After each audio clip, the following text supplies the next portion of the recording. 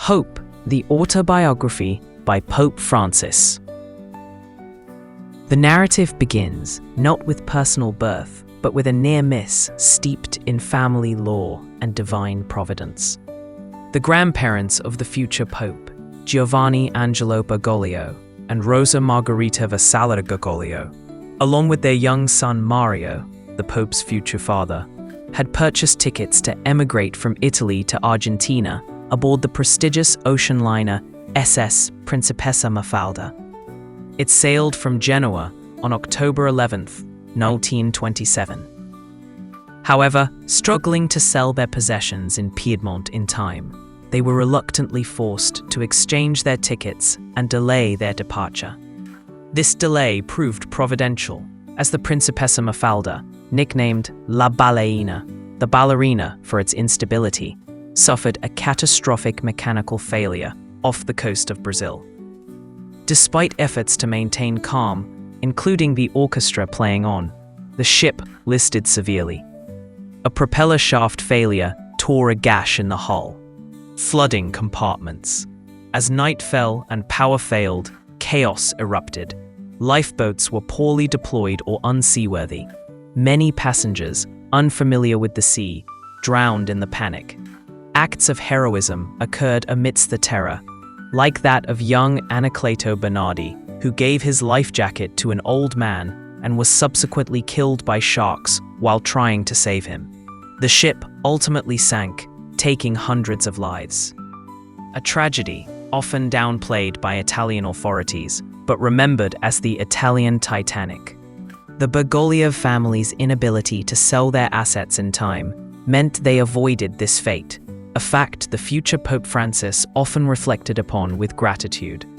Finally, on February 1st, 1929, Giovanni, Rosa, and Mario boarded the SS Giulio Cesare in Genoa, bound for Buenos Aires with a one-way ticket.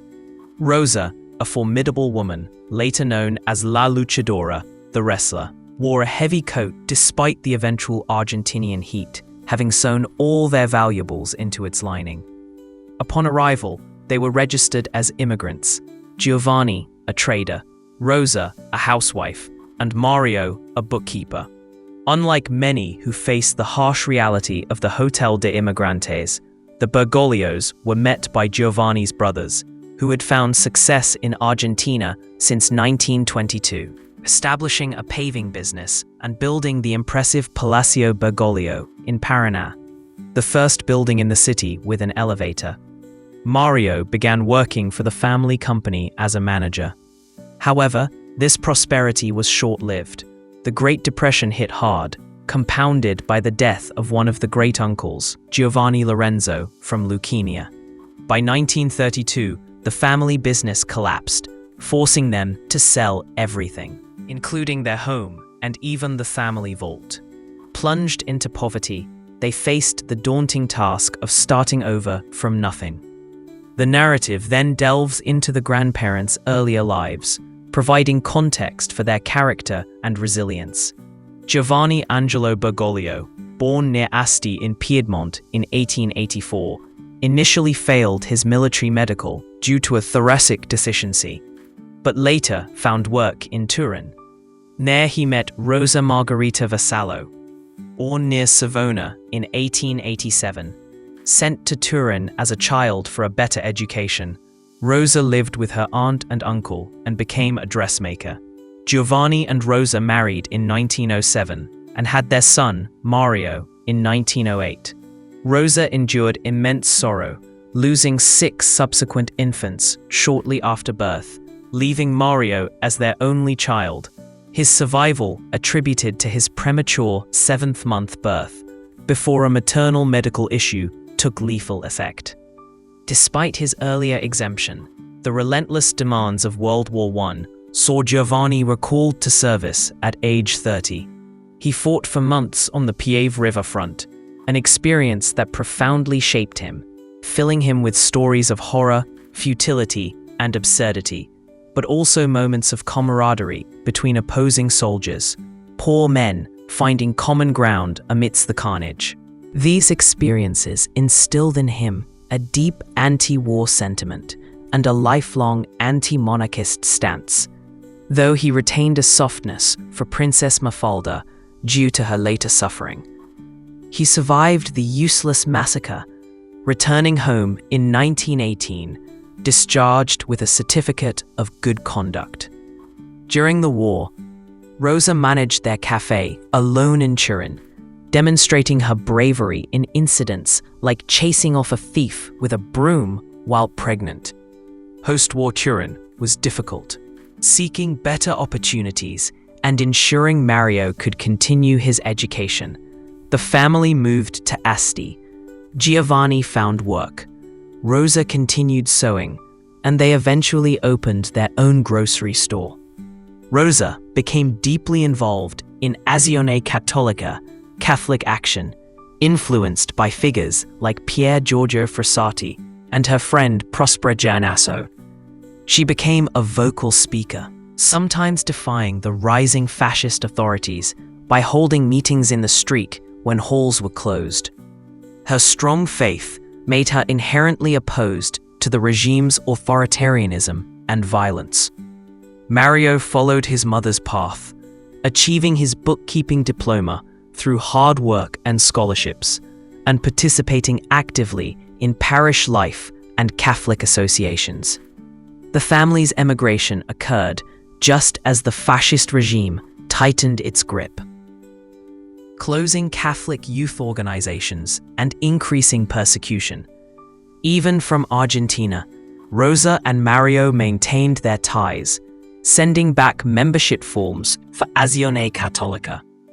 Reflecting on this history, the Pope connects the family's migration story to the ongoing plight of migrants worldwide, recalling his visit to Lampedusa as a necessary act of solidarity and conscience awakening, prompted by the shared human story of displacement and the haunting question, why them and not me?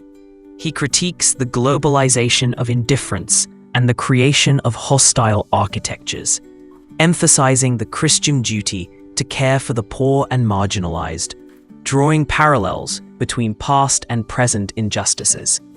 The narrative underscores the link between war and migration, condemning the arms trade and the hypocrisy of nations that fuel conflicts while rejecting the resulting refugees. Following the family's financial ruin in 1932, a crucial encounter occurred. Father Enrique Pozzoli, a Salesian priest originally from Lombardy who became the family's spiritual guide, helped them secure a loan. With this, Giovanni and Rosa opened a grocery store, Almacén Bergoglio, in the Flores district of Buenos Aires. Mario worked there until finding a job as a clerk in a textile factory, facilitated by Rosa's resourcefulness. Through parish activities and Father Pozzoli, Mario met the Sivori family, also Italian immigrants from Liguria. He fell in love with Regina Maria Sivori, a shy, elegant young woman born in Argentina to immigrant parents, the father from Liguria, her mother from Piedmont. They married on December 12, 1935, with Father Pozzoli officiating. The young couple settled in Flores, and Jorge Mario Bergoglio was born on December 17, 1936. He was baptized by Father Pozzoli on Christmas morning. The Pope reflects on the significance of baptism as a gift of rebirth and belonging. His siblings followed: Oscar Adrian, Marta Regina, Alberto Horacio, and finally Maria Elena. The family lived in a modest single-floor house on Calle Membrelar, near the grandparents' home and shop. It was a simple, peaceful neighborhood where community trust prevailed. Childhood was filled with play in the local square, Plazoletta Brumana, often with homemade rag balls, pelota de trapo. Typical childhood mischief, vibrant carnival celebrations, murga, and the close presence of both paternal and maternal grandparents. The Flores district was a multi-ethnic microcosm. The Bergoglios had good relations with Jewish families, Russians, and Muslim families, Turks, fostering an early understanding of interreligious respect, a foundation for the Pope's later commitment to dialogue. A significant figure was Concetta Minuto, a resilient Sicilian widow who worked for the family and shared harrowing stories of war and hardship. The Pope recounts his later regret at dismissing her attempt to reconnect and his eventual emotional reunion with her before her death, treasuring the small medal she gave him.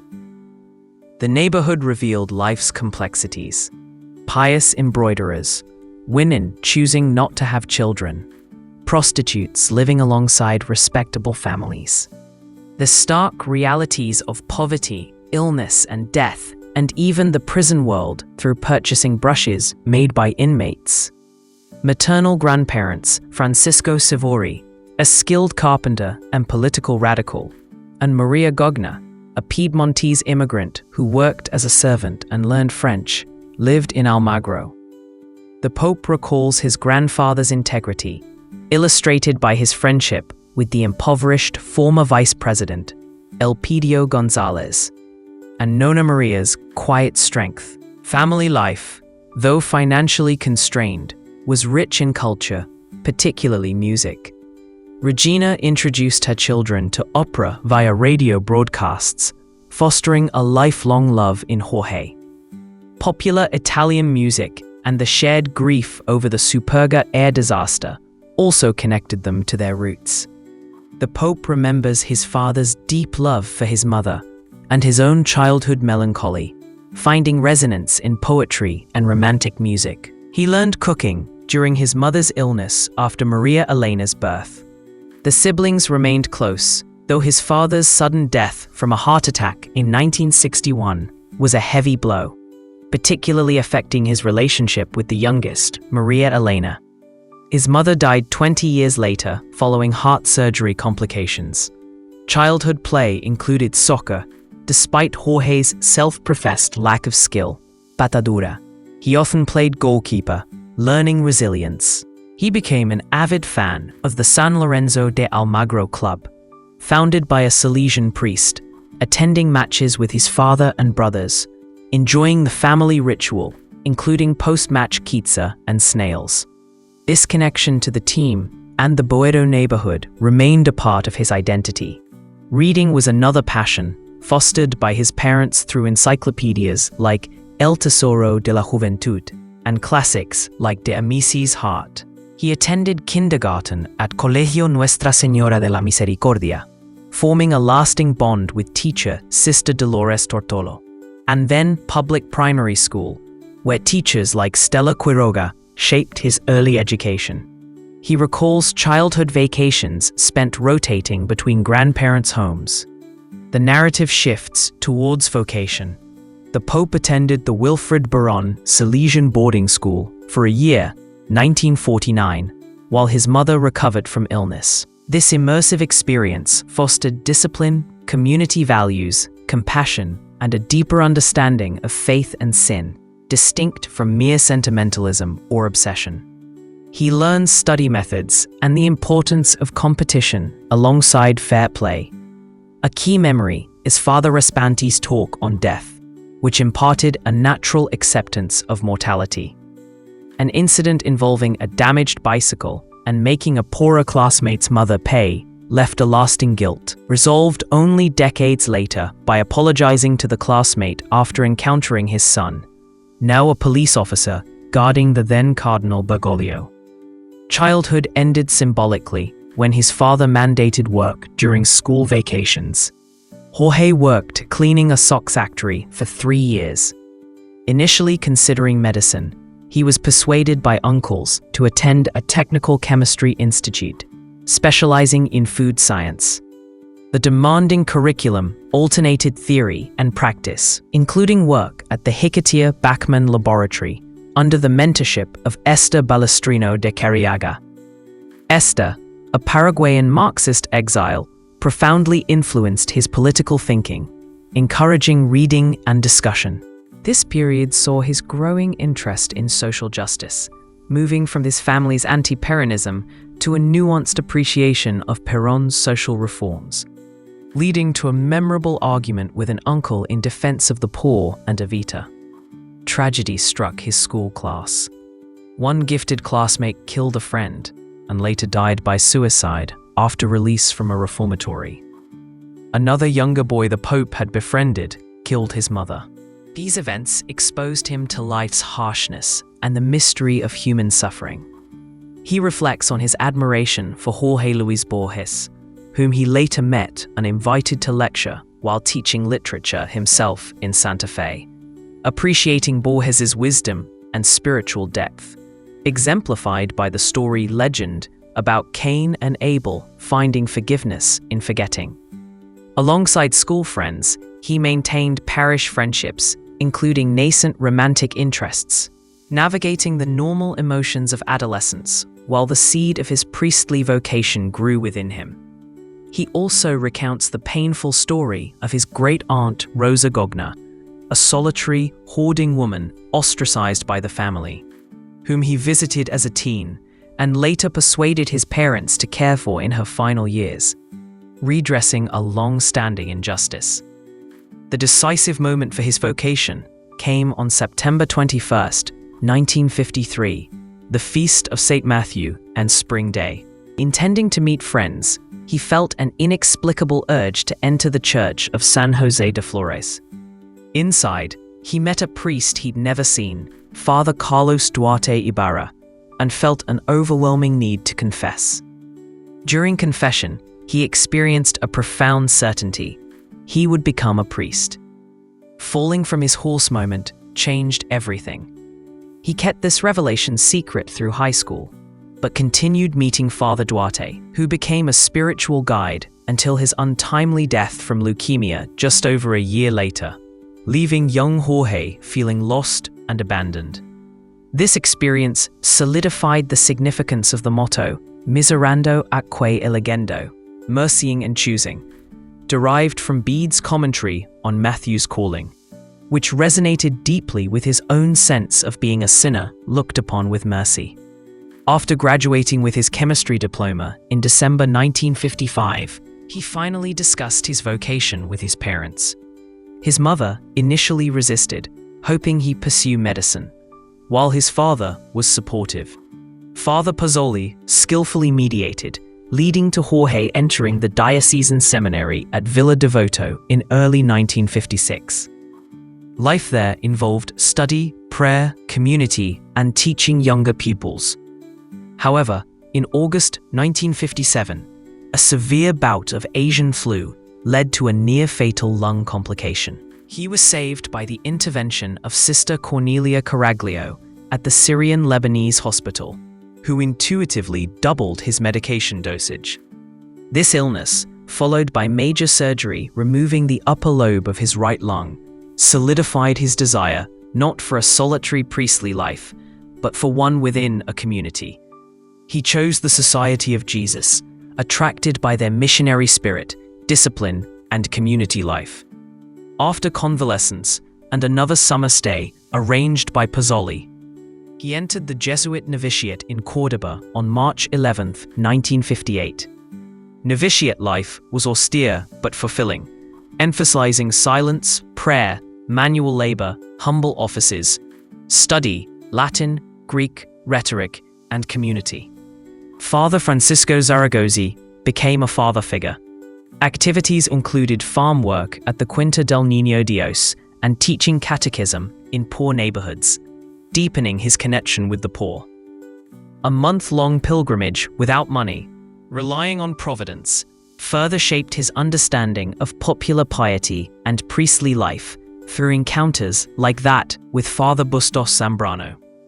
He took his first vows in March 1960 and was sent to Chile for his juniorate, studying humanities and serving the poor in villages near Santiago, an experience that profoundly humanized him. Returning to Argentina, he studied philosophy at Colegio Máximo de San Jose in San Miguel, 1961-63. Influenced by Father Miguel Ángel Fiorito, a key figure in shaping his understanding of popular theology. Between philosophy and theology, he taught literature and psychology in Santa Fe, 1964-65. His request to serve as a missionary in Japan was denied due to his lung condition, a disappointment connected to a lifelong interest fostered partly by Father Arupe's experiences in Hiroshima. He later reflects on his 2019 visit to Japan, the legacy of martyrs, and the urgent need for peace, condemning nuclear weapons and the arms trade as immoral and linked to poverty and injustice. Returning to San Miguel for theology studies, 1967 to 69, he experienced the ferment of Vatican II and global unrest, including the Vietnam War, which deeply disturbed him. He was ordained a priest on December 13, 1969. The ceremony was marked by a sense of inner paralysis, followed by his first Mass, where his mother knelt for his blessing. His grandmother Rosa gave him a viaticum case and a card expressing her hopes, along with her previously written spiritual testimony, which he still carries. He completed his final Jesuit training, tertianship, in Spain in 1970, on July 31, 1973. At age 36, he was appointed provincial superior of the Jesuits in Argentina, acknowledging the madness of the appointment, given his youth and the turbulent times, admitting he made many mistakes during this period. The narrative then reflects broadly on his papacy, emphasizing the Church as inclusive, intra omnes, welcoming everyone, especially sinners, and rejecting idealized notions like Pope to the poor. He recounts instances of refusing absolution only once to an arrogant lawyer, and spontaneously baptizing a Japanese graduate and a poor widow's 7 children, illustrating pastoral openness. He defends fiducia supplicans as blessing people, not unions, affirming welcome for divorced and LGBTQ+ individuals, while condemning gender theory's erasure of difference and surrogate motherhood's exploitation. He acknowledges resistance to reforms, but stresses that major decisions involved synodal consultation. He contrasts outcry over pastoral openness regarding sexual sins with silence on sins of exploitation or abuse of power, citing hypocrisy. He critiques rigid traditionalism, especially in liturgy, as often masking worldliness or personal imbalance, emphasizing that tradition grows and Christianity moves forward. He expresses confidence in the Church's future, grounded in Christ's promise, viewing the papacy as a service servorum Dei, within the universal Church, whose future lies globally, including Latin America, Asia, and Africa. He warns against spiritual worldliness and stresses the importance of witness over mere words, urging an active, risk-taking faith. He concludes by reaffirming hope as the central virtue, urging perseverance, dreaming big, and working for a better future grounded in tenderness and courage, recognizing his own role as just one step in the Church's long journey. If you enjoyed this book breakdown, please consider liking this video and subscribing to get notified when we post our next book.